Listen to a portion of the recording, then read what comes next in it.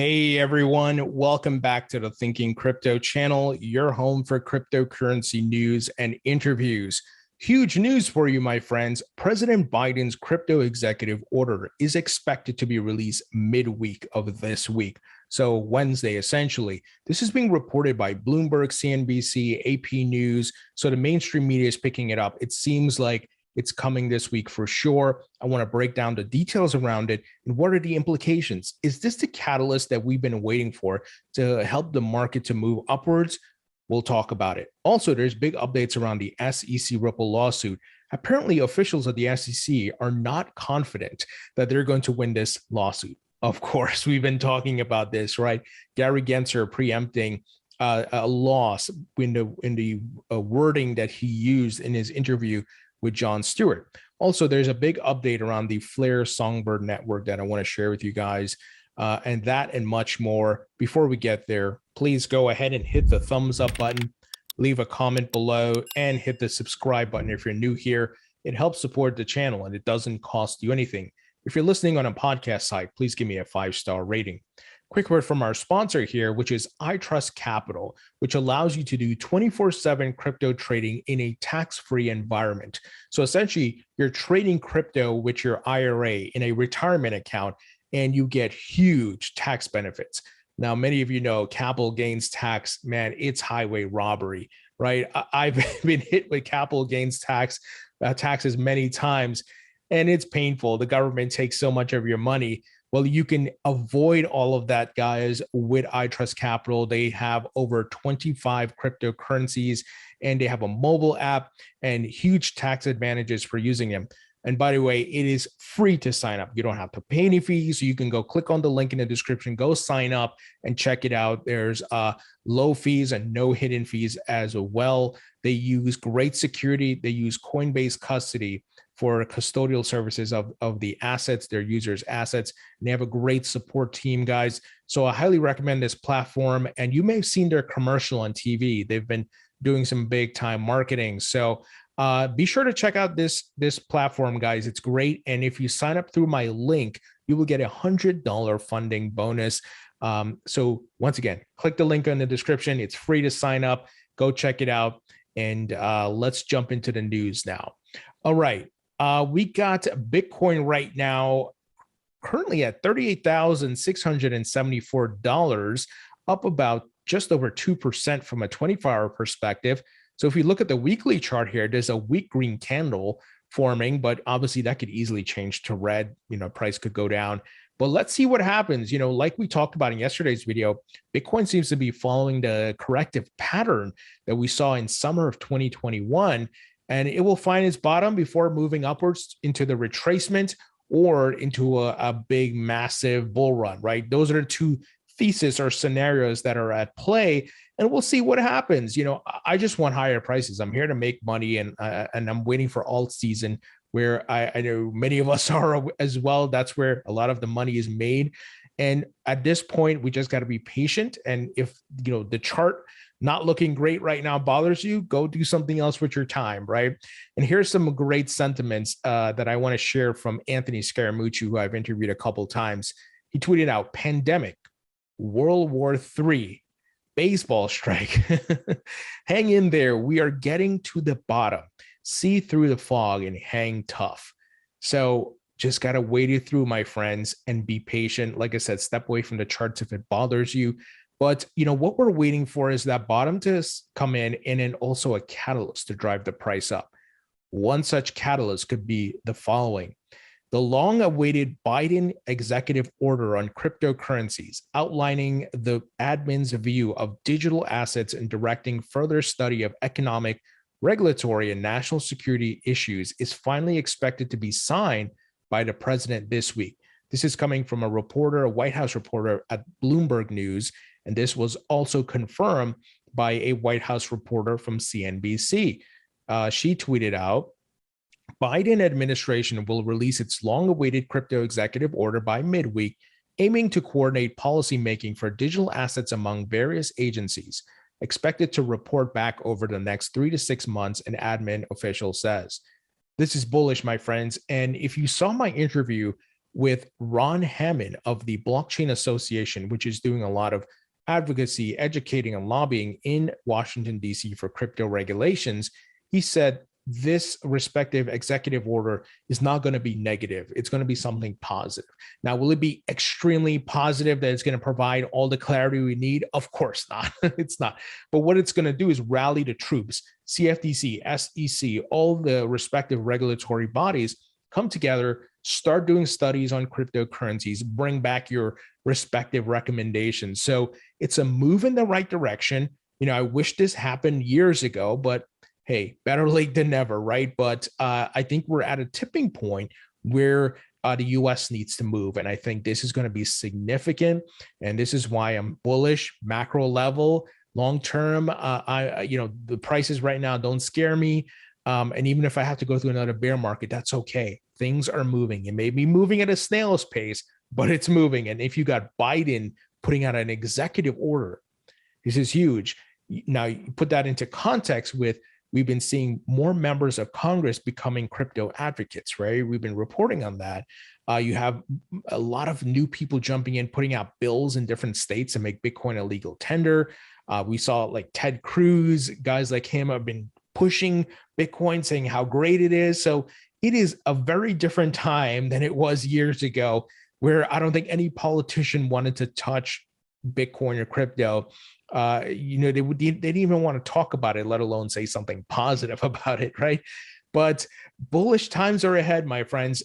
Don't get shaken out by the Russia-Ukraine situation, the Fed and interest rates. Be patient. We're moving in the right direction. So this is going to be pretty big. And of course, once it's released, I will bring you guys the details on what this is going to be about.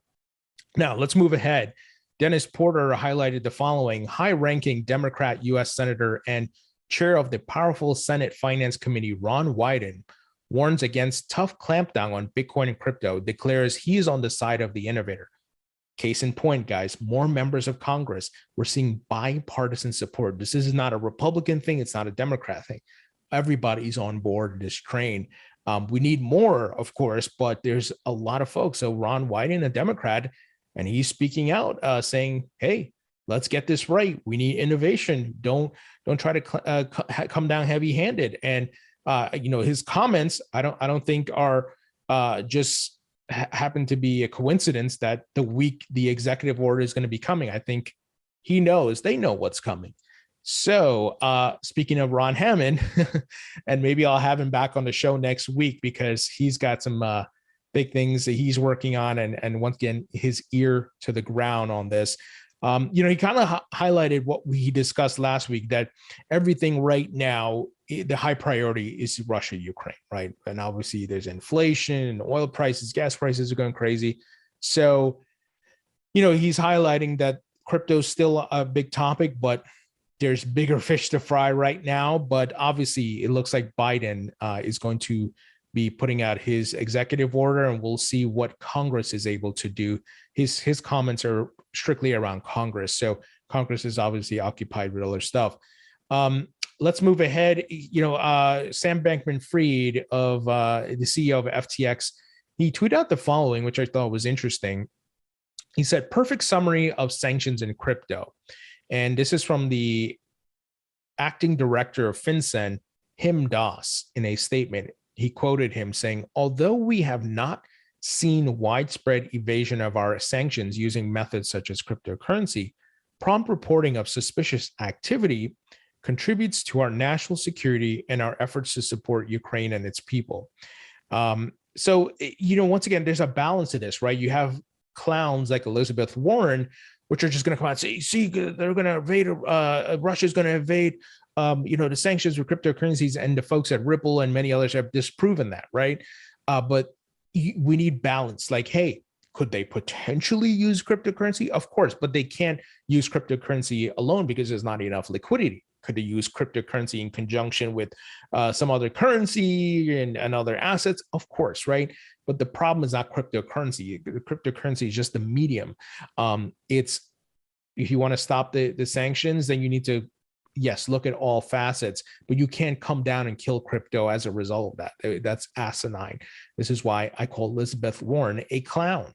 And I hope she's listening. All right, let's move ahead here. FTX Exchange. So speaking of FTX, they have announced expansion into Europe after securing approval from regulators. So see what's happening here, my friends. Despite what's happening with the price, these companies are raising capital, they're expanding, they're hiring, they're building. They know this is the long game. Build while the price is down. This is actually a good time to build because they don't have a ton of customer demand, but they know more customer demand is coming. What have I always told you guys? Put your thinking caps on. What drives a lot of demand and more users into the crypto market? Higher prices. What's coming that will drive the market higher and will bring more people in? Higher prices. So just understand that, guys, and how the business works here. Right. Eleanor Terrett of Fox Business, she tweeted out the following today. Turns out even staff at the SEC aren't confident they will win the case against Ripple. A source close to the SEC tells me Hester Peirce has expressed privately she thinks the SEC will not get the outcome it's looking for. Gary Gensler. Well, he's not looking good right now. And, look, I don't want to even go too much into this because we've talked about it, guys. They're going to lose. Ripple will have to pay a fine, but they are standing on weak arguments, weak ground, especially with tons of conflicts of interest, right? And by the way, my interview with attorney John Deaton will be live in the morning. And I'm interviewing former SEC Commissioner Joseph Grunfest, the one who sent the letter to Jay Clayton and the folks at the SEC not to file the lawsuit against Ripple. So you don't want to miss those interviews. And look, I think we see the writing on the wall here. The narrative is being laid. Gary Gensler, in his interview with Jon Stewart, talked about how the SEC loses from time to time. And I think that he went out there into that mainstream environment to do kind of a PR. It's kind of a PR move, right? To preempt a loss. So that's what's happening. And also, some folks were saying a settlement is going to happen in like the end of, I don't know, March or something like that. But the folks at Ripple, Eleanor Terrett spoke to the folks at Ripple, and they said an imminent, oh my goodness, imminent settlement are in all the rumors of an imminent settlement are inaccurate. So no one knows when this is going to settle. As I said in yesterday's video, it could happen anytime, but we don't know. You can't really put a date on it because we don't know the inner workings of what's happening. And Gensler and the SEC are going to try to drag this out as much as they can. But I do believe it's going to wrap up this year. That's enough time, I think, for them to get this thing figured out. And the SEC, I think, as soon as they know they are stuck or their back is against the wall where they have to release certain information, they're going to try to, get things squared away here. Finally, Flare, they tweeted out the following today: status update, part 1 upgrade completed. On Saturday, we announced an infrastructure update with several important changes to the Songbird.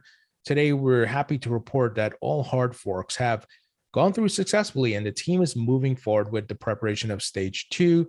And we covered this obviously in yesterday's video as well. So things are moving ahead, and obviously we're waiting for the Flare network, the Flare token distribution.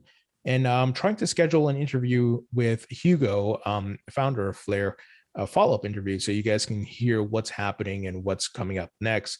So that's the news, my friends. What do you all think about the Biden crypto executive order? I think it's going to be big in a sense of moving in the right direction, but probably not any major clarity coming from that. But it could send the market moving upwards.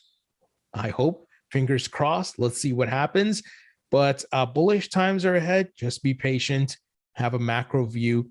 And like I said, if the charts are bothering you, step away from them. It's good to step away, go do something else with your life, right?